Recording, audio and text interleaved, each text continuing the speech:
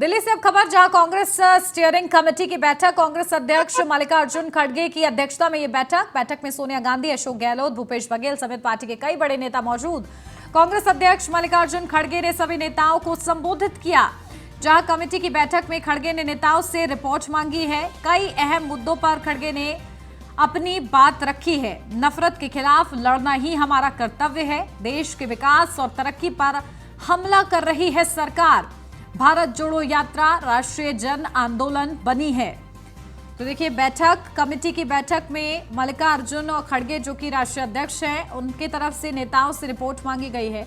कई अहम मुद्दों पर खड़गे ने अपनी बात रखी है और इस बात को रखते हुए उन्होंने कहा है कि नफरत के खिलाफ लड़ना ही हमारा कर्तव्य है, यानी कि कांग्रेस पार्टी का कर्तव्य है। तो वही देश के विकास और तरक्की पर हमला कर रही है सरकार पर ये उनका बड़ा हमला है। भारत जोड़ो यात्रा को उन्होंने कहा है कि राष्ट्रीय जन आंदोलन बन गया है अब भारत जोड़ो यात्रा।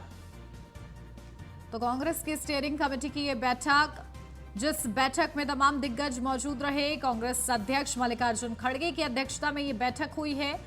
और इस बैठक में सोनिया गांधी मौजूद रही हैं, अशोक गहलोत मौजूद रहे हैं, भूपेश बघेल मौजूद रहे हैं और भी पार्टी के कई बड़े नेता मौजूद रहे। और उनकी मौजूदगी में कांग्रेस के अध्यक्ष मल्लिकार्जुन खड़गे ने सभी को संबोधित किया है। कमेटी की बैठक में खड़गे ने नेताओं से रिपोर्ट भी मांगी है और इस रिपोर्ट के जरिए उन्होंने कहा है कि कई अहम मुद्दों पर चर्चा आगे भी करते रहेंगे। उन्होंने कर्तव्य का एहसास भी दिलाने का प्रयास किया है कांग्रेस पार्टी को कि नफरत के खिलाफ लड़ना ही हमारा कर्तव्य है।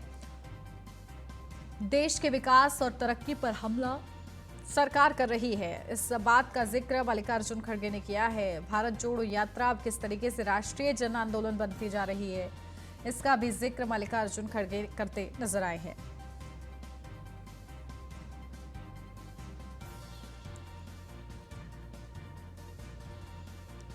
तो कांग्रेस की एक खास बैठक और उसमें कई अहम मुद्दों पर चर्चा, साथ ही साथ कर्तव्य का एहसास भी दिलाया गया मल्लिकार्जुन खड़गे की तरफ से कि कांग्रेस पार्टी कहीं ना कहीं जिस तरीके से चुनाव हुए, जो नतीजे सामने आए, जिसके बाद कांग्रेस पार्टी को भी लगा कि उसको आत्ममंथन की ज़रूरत है और इसी के चलते लोकतांत्रिक तरीके से देखिए मल्लिकार्जुन खड़गे को भी चुना गया। कई सालों बाद कांग्रेस पार्टी में गैर कांग्रेसी कोई अध्यक्ष पद पर तैनात रहा और इसी नेतृत्व के साथ अब मल्लिकार्जुन खड़गे अपनी अहम भूमिका निभा रहे हैं और आगे बढ़ रहे हैं। और इसके लिए वो चाहते हैं कि कांग्रेस पार्टी जो अपना जनाधार है वो ना भूले और नफरत के खिलाफ लड़ाई लड़ना यही कांग्रेस पार्टी का कर्तव्य है। इस बात का जिक्र वो करते नजर आए जब उन्होंने बैठक को संबोधित किया। सभी नेताओं से उन्होंने बात की और बात करते हुए एक महत्वपूर्ण कहीं ना कहीं एक पाथ दिखाने की कोशिश उनकी तरफ से की गई है कि किस राह पर आगे बढ़ना है कांग्रेस पार्टी को। बैठक में सोनिया गांधी भी मौजूद रहीं, तमाम बड़े दिग्गज मौजूद रहे और उन्हीं की मौजूदगी में ये महत्वपूर्ण बैठक आयोजित की गई, जिस बैठक में नेताओं से रिपोर्ट भी मांगी गई। और चलिए अपडेट लेते हैं, हमारे संवाददाता पीयूष तिवारी हमारे साथ जुड़ गए। पीयूष, क्या जानकारी? देखिए, मल्लिकार्जुन खड़गे अपनी अहम भूमिका अब निभा रहे हैं और लगातार वो कर्तव्य का एहसास दिलाने का प्रयास कर रहे हैं कांग्रेस पार्टी को। क्या कुछ अपडेट इस बैठक से जुड़ी हुई? बात करें तो आज कांग्रेस पार्टी की स्टीयरिंग कमेटी की बैठक हुई है। इसमें सोनिया गांधी ने इस बैठक में सोनिया गांधी भी मौजूद रही और निश्चित तौर पे शीतकालीन सत्र की शुरुआत होने वाली है। और जिस तरीके से हर बार की बात हमने देखा है, किस तरीके से मानसून सत्र की बात करें या इससे पहले भी जो सत्र चल रहा था उसमें तमाम विपक्षी दलों ने कई मुद्दों को लेकर सरकार को घेरा था। तो इस बार भी कई ऐसे मुद्दे हैं जिस पर सरकार को विपक्षी दल घेर सकते हैं। ऐसे में आज शीतकालीन सत्र को लेकर कहीं ना कहीं कई बातों को लेकर चर्चा भी हुआ। लेकिन एक बात सूत्रों के हवाले से पता चली कि इस बैठक में ये तय किया गया है कि किसी भी तरीके से इस सत्र को चलने दिया जाएगा अगर सरकार विपक्ष की बातों को सुनती है, सवालों को सुनती है और उससे जुड़े हुए मुद्दे को सरकार उठाती है, तो विपक्ष किसी भी तरीके से बाधा सत्र चलने में नहीं डालेगा। चाहे महंगाई के मुद्दे की बात करें, अन्य मुद्दों की बात करें, जो कि पिछली बार इस तरीके से तमाम चीजें हुई थी। तो इस बार का एक बड़ा अहम मुद्दा जो है वो कहीं ना कहीं जो दिल्ली का जो सर्वर सर्वर की अगर हम बात करें, उसको लेकर भी इस बार संसद सत्र जब शुरू होगा तो उसको मुद्दा बनाया जा सकता है और उसको उस पर सरकार से विपक्ष सवाल पूछ सकता है। इन सब तमाम बातों को लेकर एक जो रणनीति है वो कहीं ना कहीं आज कांग्रेस पार्टी मुख्यालय में बनाई गई है। बिल्कुल, और समन्वय भी बैठाने की कोशिश, देखिए कि मुद्दों में समन्वय बनाया जा सके कि अगर ये मुद्दे उठाए जाते हैं तो सदन जो है हंगामेदार नहीं होगा, हंगामे की भेंट नहीं चढ़ेगा। ये बड़ी बात है क्योंकि कई बार देखिए पीयूष, सत्र का आगाज होने से पहले ही ऐसे मुद्दे कहीं ना कहीं सड़कों पर आ जाते हैं जो कि सदन में कार्यवाही को भी कहीं ना कहीं प्रभावित कर देते हैं। जी बिल्कुल, अगर हम बात करें तो देखिए पिछली बार जब संसद का सत्र चला था तो कई मुद्दों को उठाया गया था, जिसमें किसानों की अगर हम बात करें या पेगासस जैसे मुद्दे को पिछली बार भी उठाया गया था। उससे पहले भी जो सत्र चला था उसमें भी पेगासस के मुद्दे पर सवाल उठाया गया था और इस दौरान कई बातें देखने को मिली कि कई राज्यसभा और लोकसभा के जो सांसद हैं उनको कई दिनों के लिए संसद से निलंबित भी किया गया, सस्पेंड किया गया। कई सांसदों को हंगामेदार रहा संसद का जो सत्र है। तो ऐसे में किस तरीके से संसद सुचारू रूप से चल पाए, क्योंकि जनता से जुड़े हुए कई जो अहम बिल है उसको पारित करवाना है इस शीतकालीन सत्र में, तो निश्चित तौर पे एक समन्वय बनाना पड़ेगा। लेकिन जब सर्वदलीय बैठक होगी जो कि आमतौर पे होती है किसी सत्र पे शुरू होने से पहले, तब उसमें कोशिश की जाएगी कि समन्वय तमाम पार्टियों के साथ बनाई जाए। लेकिन आज कांग्रेस पार्टी की चूंकि स्टीयरिंग कमेटी की बैठक थी जिसमें तमाम जो सदस्य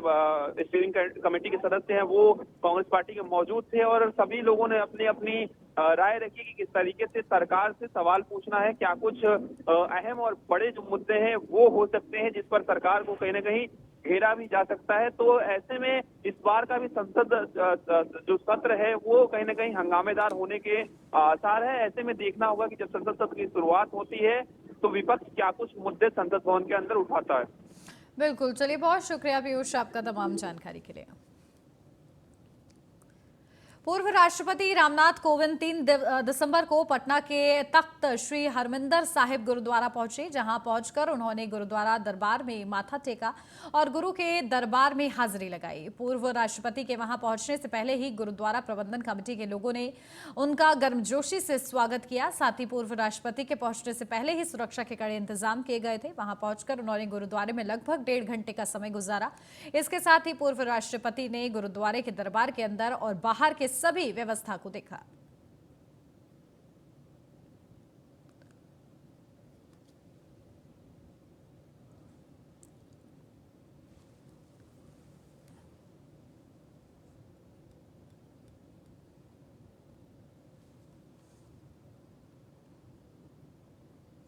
बिहार के मुख्यमंत्री नीतीश कुमार के कार्यक्रम में इन दिनों लोगों का विरोध प्रदर्शन देखने को मिल रहा है, जहां 2 दिसंबर को मुजफ्फरपुर में मुख्यमंत्री नीतीश कुमार का सीटीईटी और बीटीईटी के अभ्यर्थियों ने विरोध किया था। तो वहीं 3 दिसंबर को नालंदा में सीएम नीतीश कुमार के कार्यक्रम में लोगों ने हंगामा किया। बता दें कि एक निजी कार्यक्रम में नीतीश कुमार मूर्ति अनावरण के मौके पर एकरगसराय पहुंचे थे, जहां राजभवन में स्वर्गीय रामनंदन प्रसाद सिंह उर्फ राम बाबू की मूर्ति अनावरण के मौके पर सीएम नीतीश कुमार के सामने लोगों ने विरोध प्रदर्शन किया। नालंदा के कोशियावा गांव में लोगों ने पुलिस की कार्यशैली पर सवाल उठाए। साथ ही हत्या के मामले में कार्रवाई की मांग करते हुए लोगों ने डीएसपी की गाड़ी भी रोक दी। वहीं गुस्साए ग्रामीणों ने आरोप लगाया कि हत्या के मामले में पुलिस ने सही से कार्रवाई नहीं की है, बल्कि हत्या को आत्महत्या बताकर मामले की लीपापोती कर दी गई है।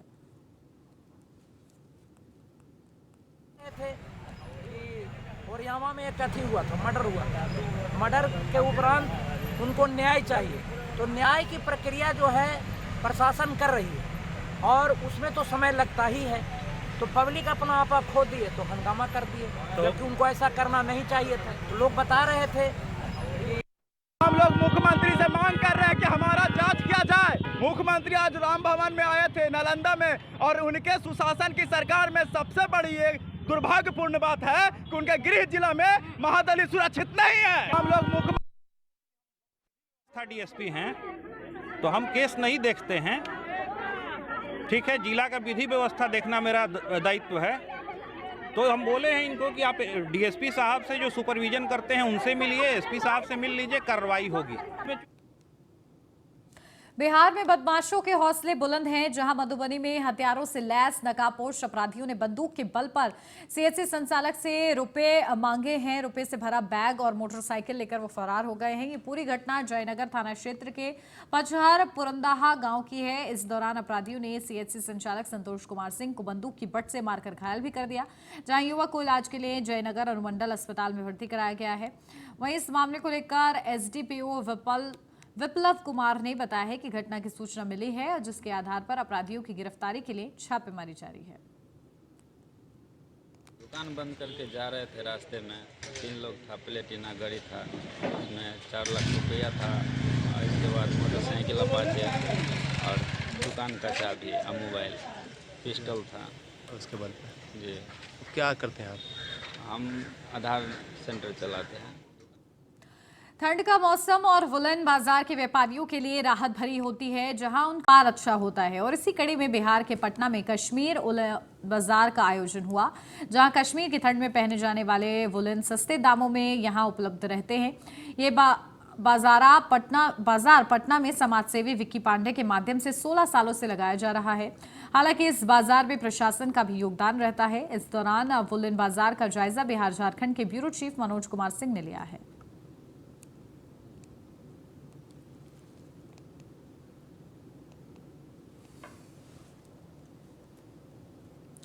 रोहतास जिले के सासाराम से करवंदिया रेलवे स्टेशन के बीच गया से नई दिल्ली जाने वाली महाबोधि एक्सप्रेस दुर्घटनाग्रस्त होने से बाल बाल बच गई। दरअसल रोहतास जिले के Dehri on Sone railway station से ट्रेन चलने के बाद सासाराम रेलवे स्टेशन पहुंचने से पहले ही ट्रेन की 2 बोगियां अलग हो गई, जिसके बाद तेज आवाज और झटके से ट्रेन रुक गई। फिलहाल रेलवे इसकी जांच कर रही है।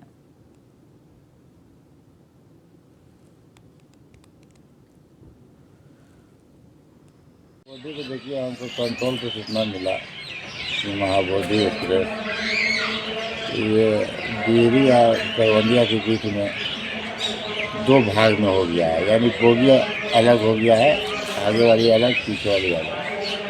तो इसके बारे में हम पता किए तो ऐसा पता चला कि 2 भाग में हो गया, लेकिन कोई हदाहद नहीं हुआ है।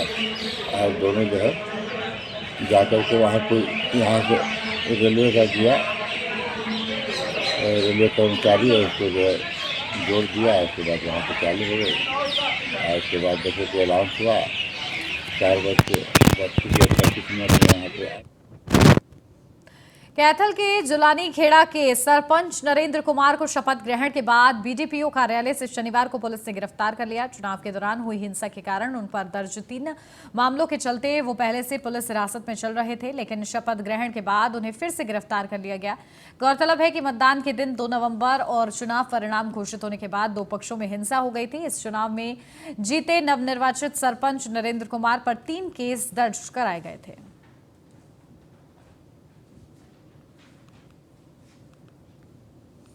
प्रेस वार्ता का विषय ये है कि एक जुलानी खेड़ा में 20/11/2022 को एक झगड़ा होता है, जो चुनावी रंजिश को रखते हुए जो चुनाव में जीतने वाला सरपंच है नरेंद्र जुलानी खेड़ा का, और उसका जो उसके खिलाफ इलेक्शन लड़ा था जसमेर उर्फ बबली ने, इन दोनों पक्षों में चुनावी रंजिश को रखते हुए एक दूसरे पर ईंट पत्थरों से पथराव होता है। इससे पहले 19 दोनों पक्षों के 19 व्यक्तियों को, आरोपियों को अरेस्ट कर लिया था। और आज जैसा कि आपको विदित है कि आज सरपंचों को शपथ लेनी थी, तो जैसे ही शपथ लेने ये बीडीपीओ कार्यालय कैथल में जखोली अड्डे के पास आया, तो शपथ लेने के बाद हमने इसको अरेस्ट किया है वहां से। इस प्रेस हरियाणा के केडावली गांव में दिव्यांग जोगिंदर सिंह नामक व्यक्ति की 2 लोगों ने गोली मारकर हत्या कर दी। हत्या का कारण जमीन का पुराना विवाद बताया जा रहा है। मृतक ने करीब 6 महीने पहले ही दिल्ली के जैतपुर से फरीदाबाद के गांव केडावली में परिवार के साथ रहना शुरू किया था। पुलिस ने हत्या का केस दर्ज कर जांच शुरू कर दी है। मृतक के बेटे ने वोपानी थाने में पुलिस को शिकायत देते हुए बताया कि उनके पिता जोगिंदर सिंह का दिल्ली के जैतपुर निवासी अख्तर और कालू नाम के व्यक्तियों से जमीन का विवाद चल रहा था। बीती रात उनके पिता जोगिंदर सिंह अपने कुत्ते को घर के बाहर टहला रहे थे और इसी दौरान आरोपियों ने उन पर गोली चला दी। आवाज सुनकर घर के अंदर से उनकी पत्नी बाहर आई। उनके पिता जोगिंदर खून से लथपथ घर के बाहर पड़े थे। पुलिस ने उन्हें घायल अवस्था में अस्पताल में भर्ती कराया, जहां डॉक्टरों ने उन्हें मृत घोषित कर दिया है। फिलहाल पुलिस ने पूरा मामला दर्ज कर लिया है। इस पूरे मामले की जांच की जा रही है।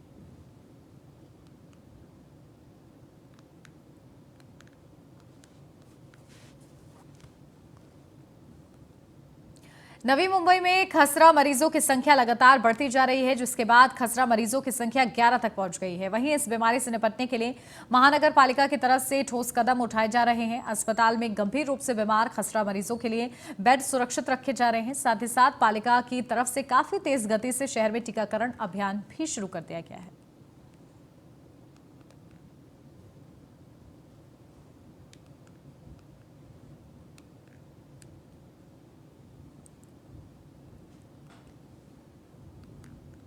मलाड में एक फ्लैट में आग लगने से एक इमारत में भगदड़ मच गई। बता दें कि जनकल्याण नगर के मरीना एनक्लेव की तीसरी मंजिल के एक फ्लैट में आग लग गई, जिसके चलते बचाव के दौरान फ्लैट निवासी घायल भी हो गए, जिसके बाद उन्हें तुरंत अस्पताल ले जाया गया। वहीं संभावना जताई जा रही है कि हवन के कारण यह आग लगी है।